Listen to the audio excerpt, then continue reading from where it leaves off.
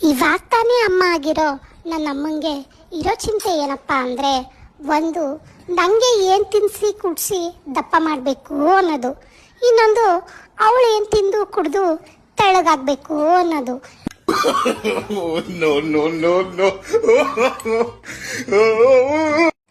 ಇವಾಗ ತಾನೇ ಅಮ್ಮ ಆಗಿರೋ ನನ್ನ ಅಮ್ಮಂಗೆ ಇರೋ ಚಿಂತೆ ಏನಪ್ಪ ಅಂದರೆ, ಒಂದು ನನಗೆ ಏನು ತಿನ್ನಿಸಿ ಕುಡಿಸಿ ದಪ್ಪ ಮಾಡಬೇಕು ಅನ್ನೋದು, ಇನ್ನೊಂದು ಅವಳು ಏನು ತಿಂದು ಕುಡಿದು ತೆಳ್ಳಗಾಗಬೇಕು ಅನ್ನೋದು.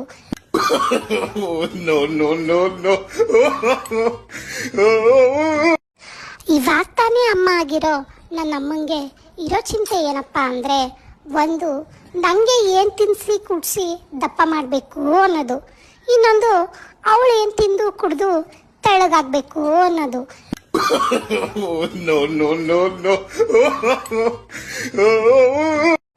ಇವಾಗ ತಾನೇ ಅಮ್ಮ ಆಗಿರೋ ನನ್ನ ಅಮ್ಮಂಗೆ ಇರೋ ಚಿಂತೆ ಏನಪ್ಪ ಅಂದರೆ, ಒಂದು ನನಗೆ ಏನು ತಿನ್ನಿಸಿ ಕುಡಿಸಿ ದಪ್ಪ ಮಾಡಬೇಕು ಅನ್ನೋದು, ಇನ್ನೊಂದು ಅವಳು ಏನು ತಿಂದು ಕುಡಿದು ತೆಳ್ಳಗಾಗಬೇಕು ಅನ್ನೋದು.